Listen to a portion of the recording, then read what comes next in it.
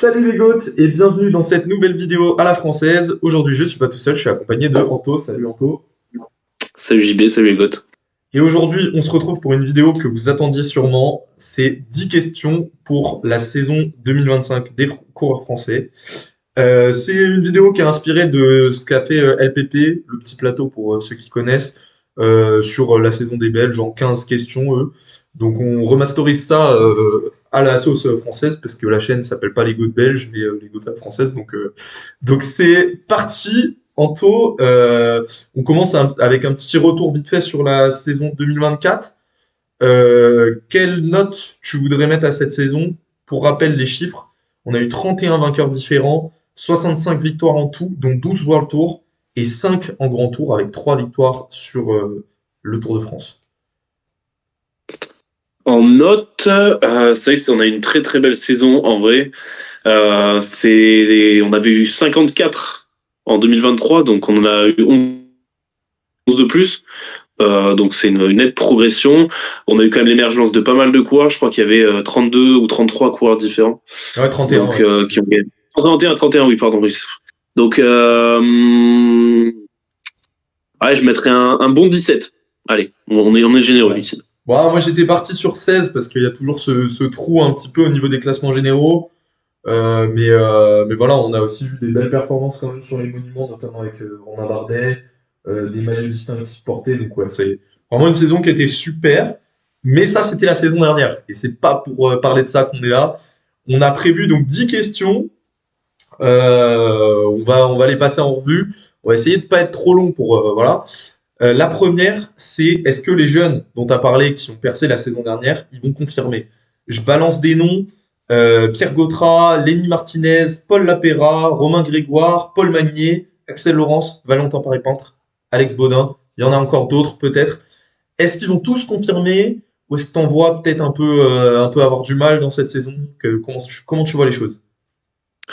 Alors, pour Lenny Martinez, qui est le coureur que tout le monde attend, j'ai peur qu'il y ait quand même un petit temps d'adaptation, pardon, qui va mettre pour commencer à s'acclimater déjà à ce nouvel organisme, à ce nouvel sa nouvelle atmosphère qu'il y a avec tous ces leaders.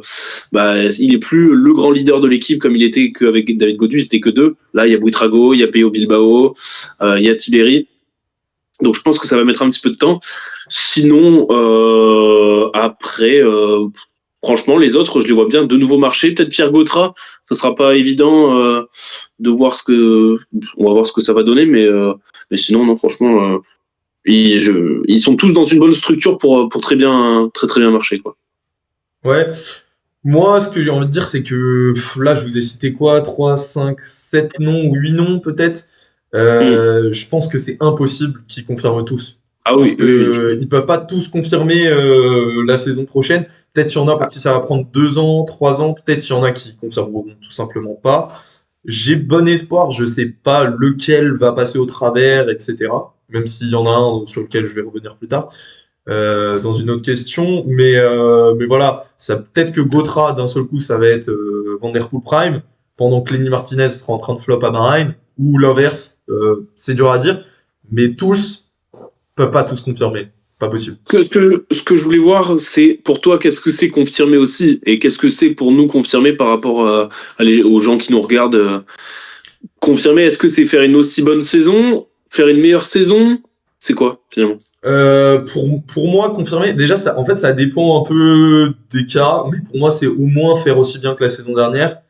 Après, Ok. il y a des mecs qui changent un peu de statut avec ce qu'ils ont fait l'an dernier. Je pense à par exemple à Paul Magnier qui est arrivé l'an dernier avec un statut où tu es équivalent à comment il s'appelle à Anthony. Lamperti, équivalent à Lamperti quand tu arrives.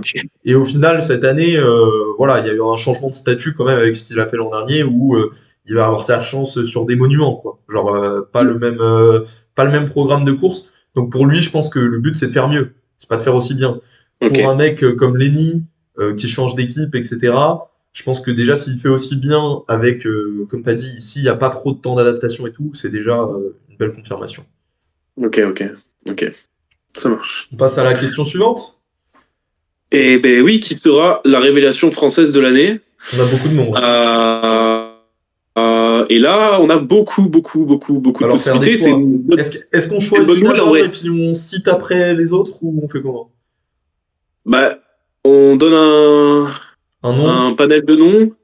Ah, bah, au Ok. pire, chacun donne un nom. Allez, Ouais, je chacun donne pense un qu'on nom. donne un nom et puis on part après. Ok. Allez. Donc, vas-y, ben, je te laisse l'honneur.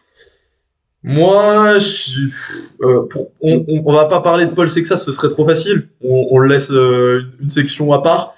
Moi, j'hésite entre Brio Roland, Mathis Rondel, deux coureurs qui vont être là plutôt bons grimpeurs, qui visent peut-être pas encore des classements généraux, pour l'instant peut-être plus des échappés un peu, mais qui ont des capacités énormes.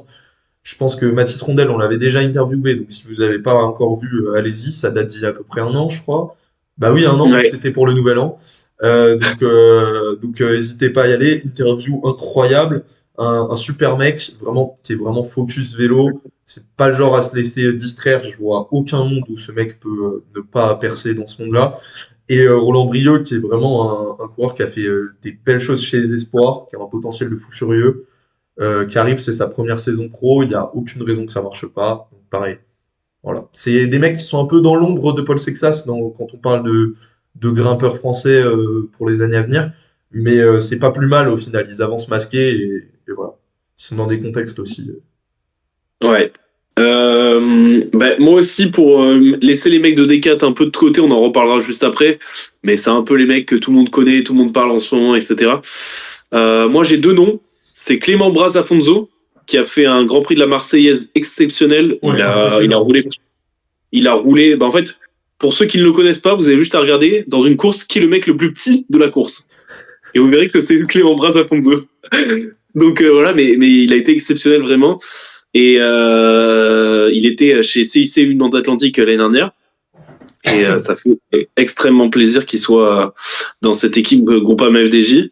Donc moi, je pense qu'il peut faire vraiment des belles choses. Et sur des courses françaises, etc., je pense qu'il peut, pourquoi pas, aller chercher une victoire aux étapes au fur et à mesure de l'année.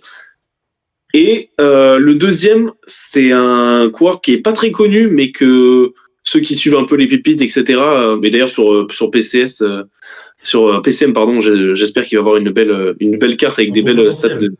de potentiel.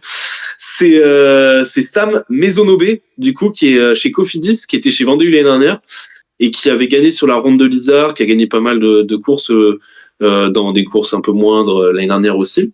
Et c'est un très jeune coureur, hyper talentueux, hyper polyvalent, et qui, je pense, et j'espère en tout cas, va réussir à faire ses débuts chez Cofidis de la plus belle des manières. Donc, il était, je crois, dans le bon groupe, dans le meilleur groupe sur la Marseillaise ce week-end. Donc, maintenant, à lui de prouver.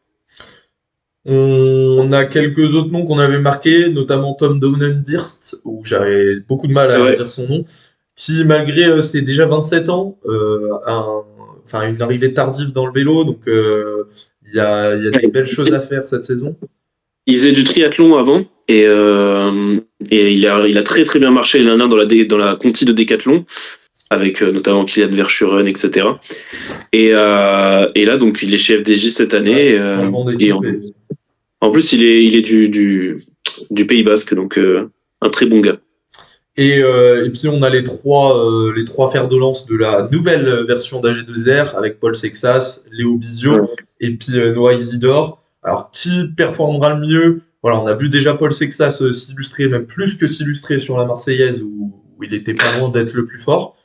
Pour un mec de Ah, 18 ans, voilà, bah, il y avait peut-être Vauclin qui était au-dessus selon moi, Axel Laurence peut-être aussi, mais c'est peut-être mais un peu en fait moi, je me dis que quand le gars arrive à faire cinquième au sprint après avoir fait une échappée comme ça, où il a attaqué comme un fou pendant je sais pas combien de fois, enfin, Ouais, laisse tomber. bref, tu te dis, le gars, en fait, ça se trouve, il allait taper Axel Laurence au sprint et on aurait péquillé, donc Ouais, peut-être. Je n'y crois pas, mais bon. Bah, ça, mais bon. on en reparlera d'Axel Laurence. Léo Bizio qui a flop un peu ses mondiaux de cyclocross, mais c'est pas une raison. Il a fait quand même une belle saison hivernale. Ouais, Il y a du gros potentiel. En plus, là, il va repasser en mode grimpeur. Et puis, Noah Isidore, à voir comment il sera utilisé. Bon puncher, belle pointe de vitesse. Comment ils vont essayer de le développer. Mais en tout cas, un talent qui est pas à sous-estimer. En Euh, fait, Isidore, pour moi, il a typiquement le profil du mec qui peut être la révélation de l'année parce que il y a plein de profils en Coupe de France qui seront à son avantage pour qu'il aille chercher des victoires. ouais, Des- ouais. Comme il est rapide, bon puncher, bah pour moi, il peut aller chercher des belles victoires et je serais même très surpris s'il n'arrive pas à en gagner une cette année, par exemple.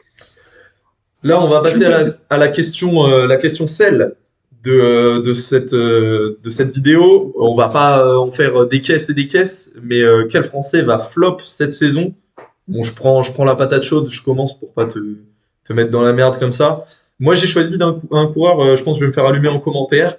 J'ai choisi Paul Lapéra, qui a fait une saison révélation folle la saison dernière, mais qui, je Ouais. pense, est un peu surcoté par le public. Depuis son sacre de champion de France, c'est beaucoup plus compliqué. Bon, il a quand même gagné hein, depuis je sais plus où, mais il a fait une victoire quand même en champion de France. Mais je pense que voilà, la saison qu'il fait l'an dernier avec ses Ardennaises complètement folles, où il fait des top 10, des top 11 par-ci par-là, je pense que cette année, ça va être plus compliqué, il va être plus surveillé, voilà, ça va être une pression totalement différente avec un vrai lead sur ses épaules, des vraies attentes. Il est très jeune, je dis pas que il va flop le reste de sa carrière, bien sûr que non. Je pense juste que sa saison prochaine sera un peu moins forte, par exemple peut-être pas de victoire en World Tour ou quelque chose, voilà, des attentes qui sont à relativiser un petit peu. Ok. Ouais, tu le vois pas confirmé comme ce qu'on disait justement. C'est-à-dire, Je le vois confirmé dans le sens où ce sera pas un mauvais coureur, ce sera un bon coureur du peloton, mais je le vois pas ouais, confirmé dans le sens faire vraiment aussi bien que la saison dernière. Je pense qu'il y aura une petite ouais. régression, quoi. Voilà. Et Ok. toi? Non, mais intéressant pour la Pera. Moi, ça va pas plaire à Hippo, mais Je sais où tu vas bon, là. mais voilà, Valentin Madouas, pour moi, sa saison de l'année dernière, elle est très bonne, surtout bah, avec les JO qu'il a fait, quoi. Ouais. Mais les JO sont un peu le point d'orgue de sa saison. Maintenant, j'ai quand même l'impression que ce coureur atteint un peu un plafond de verre. Et c'est un peu dur à dire, mais pour moi, Madouas, sa qualité principale, c'est juste que si la course est dure, là, il va être fort. Mais il n'arrivera pas à aller chercher une victoire. Enfin, pour moi, sur les Ah, le courses aussi problème. dures, en fait, les courses aussi dures où il perf, c'est que t'as Pogacar, t'as Van Der Poel, t'as machin, t'as Bidule, t'as Van Aert. Et en fait, il sera peut-être le meilleur des autres, mais il y aura toujours ces mecs-là. Et les courses dures, ça n'existe pas, les courses dures, quand il n'y a pas des mecs forts. Enfin, tu vois ce que je veux dire. Ouais, je vois Donc, exactement ce que donc tu en veux fait, dire. il est là où il est à un énorme niveau quand il y a les plus forts, mais par contre, quand il y a des mecs un peu middle, bah, c'est pas là où il arrive à sortir son épingle du jeu et aller s'imposer. Et aussi le fait qu'il se place pas, hein, comme un sprinter Oui, qui bon, s'est pas frotté, bah, si la course est dure dès le début, il y a des grappes de lâcher, bah, si t'es lâché avec les mecs parce que t'étais mal et, placé, bah, c'est compliqué, tu fais plus d'efforts, tu peux pas gagner. C'est et j'espère l'éternel reproche. sincèrement, j'espère que je me trompe parce que c'est un coureur que j'adore Vraiment, bah, de toute façon, on l'aime et, tous, et même la Perrin, je pense et c'est il très a dur pas de de pas aimer hater, hein. Madoua, je pense. C'est juste que là, on précise, on voulait pas prendre des coureurs qui sont moyens ou voilà, parce que bah faut quand Ben, même se on a mouiller un un petit ancien peu. membre, on a un ancien membre de la chaîne qui est quand même membre du fan club de Paul Lapera. Oui, Oublie. voilà, il dîne là-bas. Allez, la Euh, suite. on peut passer à la Euh, question suivante? ouais, quel Français transféré fera la meilleure saison parce qu'on a eu pas mal de transferts côté français et surtout dans des très grosses équipes. Donc, je vais te donner un peu une petite liste et puis après tu te fais ton avis, ça te Vas-y, va? vas-y.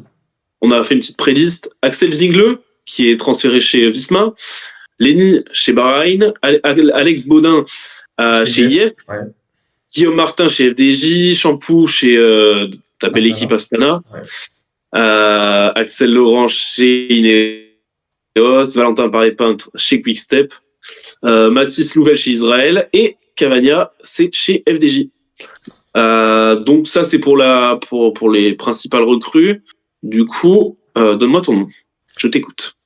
J'ai un problème, c'est que de toute façon, les deux noms que je veux dire, ils vont aussi dans d'autres questions, donc pourquoi m'embêter? Pour moi, ce sera Axel Laurence. Je Ok. l'ai déjà, je sais pas si le réel est sorti, mais je l'avais mis dans les gros coups de l'intersaison. Une signature que je trouve hyper intelligente de Ineos qui se recentre, qui a plus vraiment de gens pour jouer le classement général. Donc voilà. Ok, ouais. Axel Laurence qui est bon sur de multiples parcours. On l'a déjà vu très très fort sur la Marseillaise, même s'il la joue pas du tout intelligemment, sinon il aurait gagné. Je pense qu'il va nous faire une très grosse saison et je vais en reparler dans la vidéo. Ok. Ok, intéressant. Euh, Paris peintre. Alors, je dis ça parce qu'en Parce vrai, que pour t'es moi, fan de ils Soudal. vont.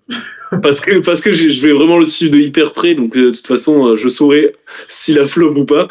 Mais non, en vrai, après, il y a aussi Alex Baudin que j'aimerais bien voir perfer chez IF. Mais non, Valentin Paré-Peintre, je pense que il est hyper performant. En plus, quand il a un gros leader autour de lui, on a vu avec O'Connor comment il était mais monstrueux à chaque fois qu'il travaille pour O'Connor. Donc je pense que pour Remco, mais ça va être une aubaine. Et après, il sait aussi jouer sa carte en échappée et de quelle manière. Donc je le vois bien faire une grosse saison et j'espère que ça va se réaliser.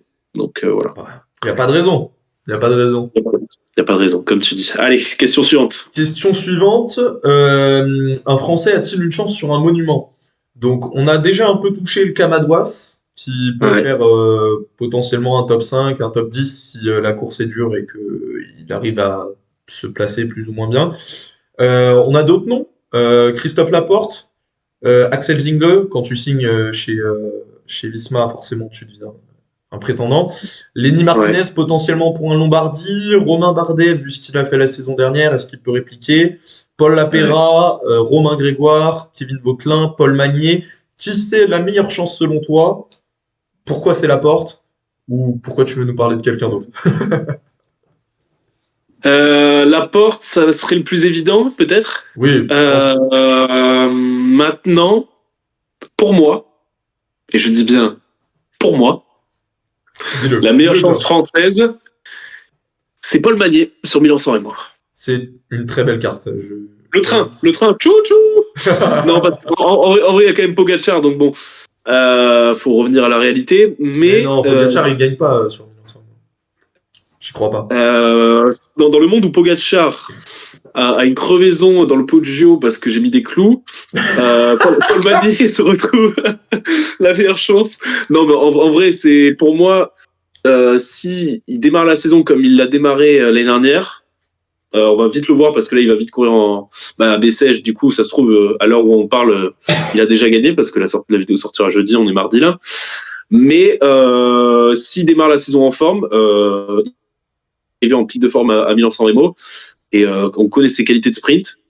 Il passe très Il bien les passe très bosses. très bien les boss, c'est surtout ça. Et on sait que les gens commencent à le découvrir et tout, mais quand il était junior, il fait troisième ou deuxième d'une classique des Alpes, comme nous le rappelle souvent Timothée, qui est une course pour grimpeurs, et il avait des vraies qualités de grimpeur qu'il n'a pas encore mis en avant ces dernières saisons, mais enfin, il Pour a moi, tout. Magnier, c'est un mini Pedersen, mais qui sera pas autant surveillé, quoi. C'est un mec, comme on Pas va le encore, pas voir, encore. limite, on va pas s'en méfier, et du coup, c'est ça qui peut faire que, bah, il est dans ta roue, en fait, et t'hésites pas à rouler, et lui, il t'allume, quoi. Ouais, Moi, ouais. comme t'as dit, le plus évitant, c'est Laporte, mais même au-delà de Laporte, comme Zingler est dans la même équipe, c'est vraiment un duo qui, pour moi, peut performer dans le sens où s'ils vont sur un monument, les monuments pavés, les deux sont très très bons sur les pavés. Laporte, sûrement un peu plus que Zingler, mais quand même, c'est quand même pas de la gnognotte.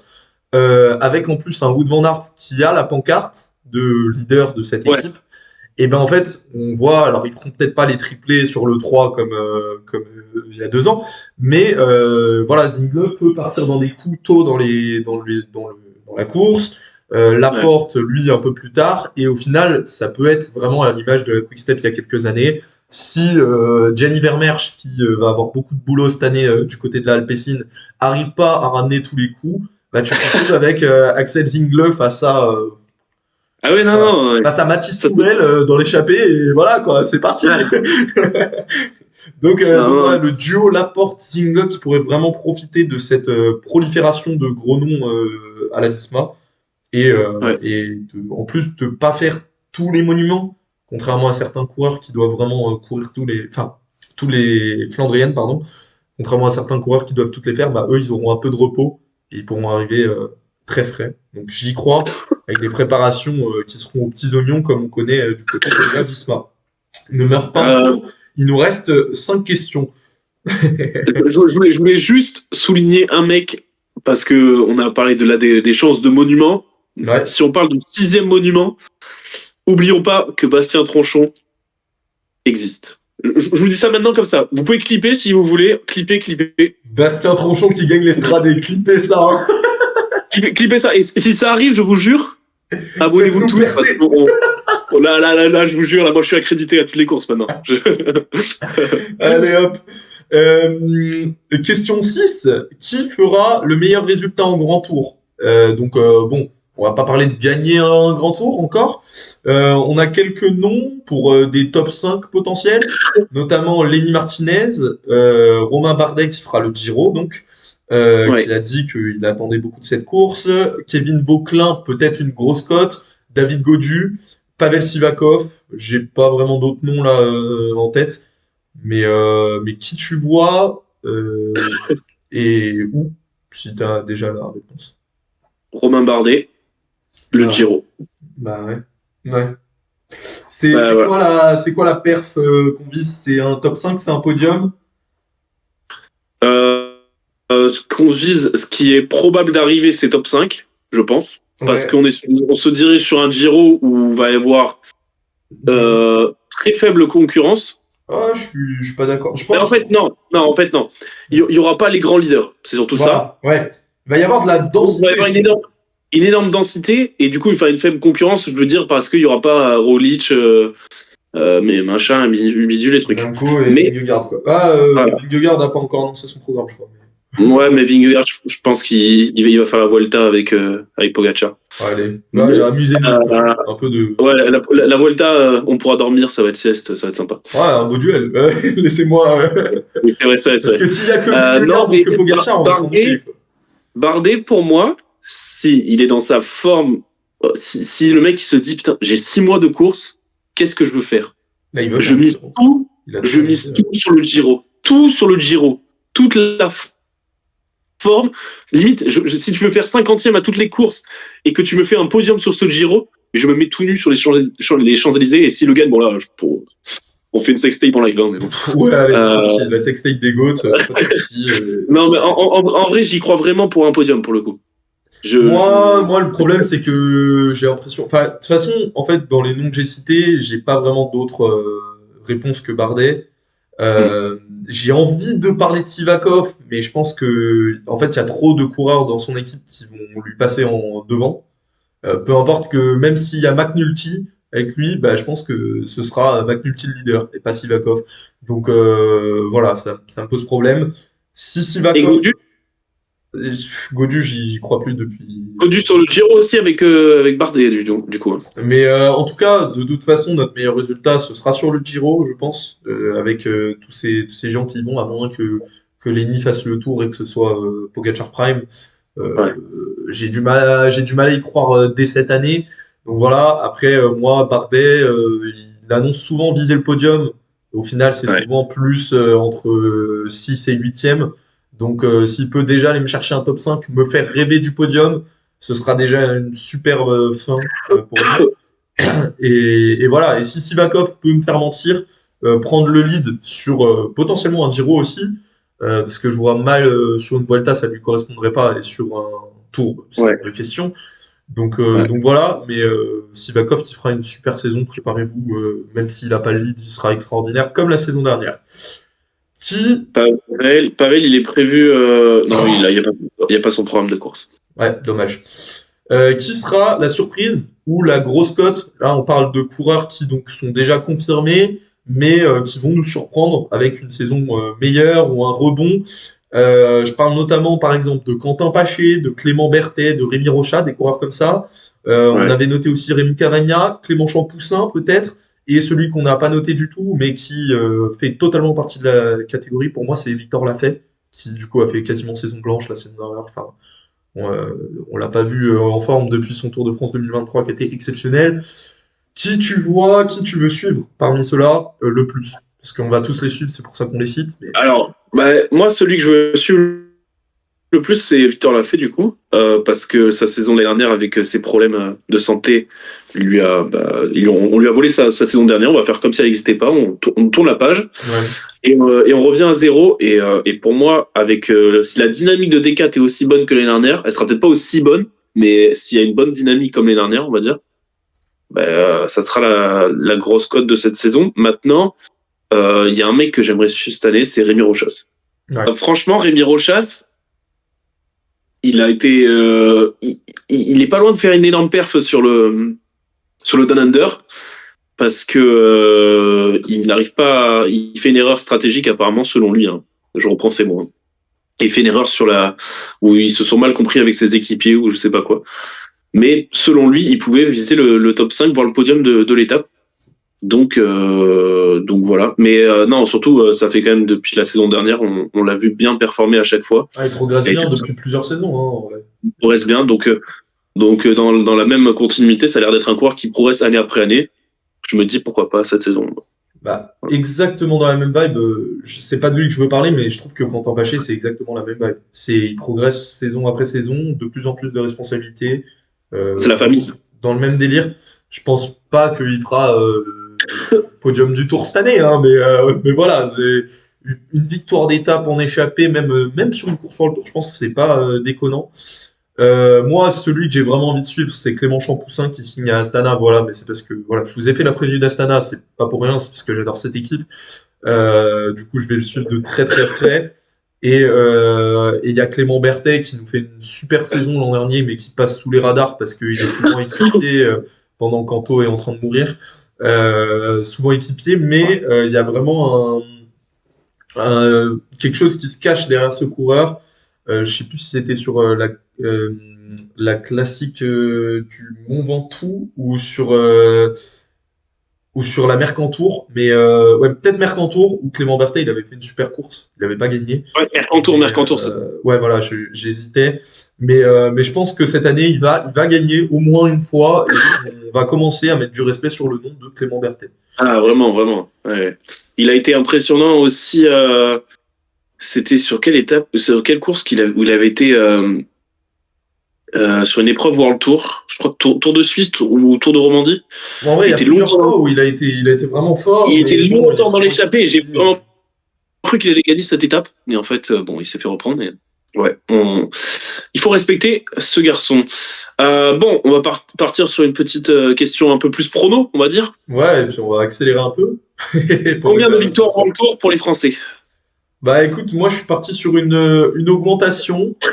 Alors bon, je sais pas, c'est un gros pari que je prends. Mais comme la plupart des gens qui ont gagné l'an dernier en World Tour sont jeunes, je pense que la plupart peuvent potentiellement y reprétendre. Que certains vont encore progresser. Je suis parti sur 15. On en a fait 12 la saison dernière. Ça fait quand même une nette progression. Hein. Je pense que si je suis plus réaliste, déjà en refaire 12, ce serait pas mal. Mais j'ai envie d'y croire, donc 15. Du coup, moi, je pense qu'on va avoir plus de victoires que l'année dernière. Mais par contre, on aura moins de victoires World Tour que l'année dernière. Je m'explique. On a pas mal de jeunes coureurs qui vont pouvoir perdre sur des courses un peu plus moindres, j'ai envie de dire. Mais pour moi, ils n'ont pas encore ce niveau-là pour atteindre le niveau World Tour, pour aller chercher des victoires où il y a quand même une grosse concurrence. Je vois pas, par exemple, un Noah Isidore gagner en World Tour. Peut-être que je me trompe, hein, j'espère me tromper. Mais c'est pour ça qu'on peut avoir plus de victoires, mais en World Tour, je dirais une dizaine, quoi. Donc, ouais, je vais dire 10. Mais ce sera pas non plus flagrant par rapport à l'année dernière. Hein. Ok. Voilà. On s'approche des 30 minutes de vidéo, donc il nous reste 2 questions. On va finir un peu plus en rapide, parce que c'est des questions simples. Qui aura le plus de victoires parmi les coureurs français? On parle pas que de victoires dans le tour, on parle vraiment de victoires au global, hein, donc, même les petites courses. Qui tu vois étant donné qu'il aurait gagné Milan-San Remo, je vois Paul Magnier qui aura... Mais non, en vrai, je pense Paul Magnier pour le coup, parce que si Soudal lui laisse faire des courses aussi un peu moins fortes... Oui, quand il ira faire le tour de Slovénie, là... Voilà, donc non, Paul Magnier pour moi. Moi, du coup, je suis parti sur Axel Laurence. Je vais pas redire tout ce que j'ai dit depuis tout à l'heure, mais je pense qu'avec son profil, voilà, ça va être une des cartes maîtresses du côté d'Ineos. Ouais. Et je pense que du côté des coureurs français, c'est vraiment un qui peut prétendre à beaucoup de victoires sur des profils vachement variés. Donc, voilà, je Ok. pense que c'est la bonne carte. Et on va finir avec donc tout simplement qui sera le coureur français de la saison, le meilleur coureur, celui qui aura les meilleurs résultats, tout. Bah, on va essayer de dire quelqu'un d'autre que Paul Magnier un jour. Bah ouais, Et faire des choix, hein. pour moi, ça sera Christophe Laporte parce que il est dans une équipe typiquement faite pour gagner. Et s'il confirme son niveau qu'il a atteint ces dernières saisons et qu'il arrive enfin à un peu briser la malédiction, il arrivera à gagner des très très très belles victoires. Ouais, bon, on est parti sur les gros noms, les noms hype, puisque moi je suis parti sur Lenny Martinez. Malgré ce qu'on a dit, je pense que il va quand même performer sur des CPE, sur des courses peut-être où il y aura moins d'adversité. On l'a vu bien performer sur les courses par étapes l'année dernière, peut-être un Tour de Suisse, un Tour de Romandie, des trucs comme ça. Voilà. On va finir avec une question parce que je me rends compte qu'on n'a pas parlé d'un mec alors que les gens sont vraiment là pour qu'on parle de lui. Qu'est-ce que tu penses de la saison 2025 d'Alaphilippe? Qu'est-ce qu'il va nous faire? Est-ce qu'il va flop du côté de Tudor? Comment ça se passe? Honnêtement, je pense que non, il va pas flop. Parce que quand on voit depuis le début de saison comment marche Tudor, je pense qu'il va aller un peu dans le moule. Ouais. Avec Hirschi qui a déjà gagné, Stork qui a gagné, etc. Maintenant, je pense qu'il peut aller chercher une victoire World Tour. Ouais, bah, Pas forcément une victoire sur le Tour, je suis pas forcément sûr, mais par contre une victoire World Tour, j'y crois, ouais. ouais, au moins une, histoire de dire comme la saison dernière, c'était bien. Il est pas passé loin d'en avoir deux. La Classica San Sebastian, par exemple, je le vois bien l'an prochain aller la chercher. Comme cette année, il fait deux. Mais voilà, bon, c'était le petit mot parce que je sais pas comment on a fait pour faire une vidéo sur les Français sans parler d'Alaphilippe. La preuve qu'on est matrixé par les petits jeunes en fait, hein, c'est ça C'est le. ça, c'est ça. Donc voilà, n'hésitez pas à nous dire si vous avez bien aimé le concept. Je pense que c'est un concept qu'on réadaptera peut-être à d'autres types de coureurs, d'autres choses comme ça. Pas forcément 10 questions, peut-être un peu moins selon les contextes. Mais Ouais. voilà, dites-nous s'il y a un sujet que vous voulez voir bientôt. Et puis nous, on va se retrouver bientôt pour une prochaine vidéo. Je crois que c'est après Vue Soudal, la prochaine vidéo. Donc soyez au C'est ça. rendez-vous. Ça va parler de Paul Magnier encore. Donc faut être là. Salut les gars.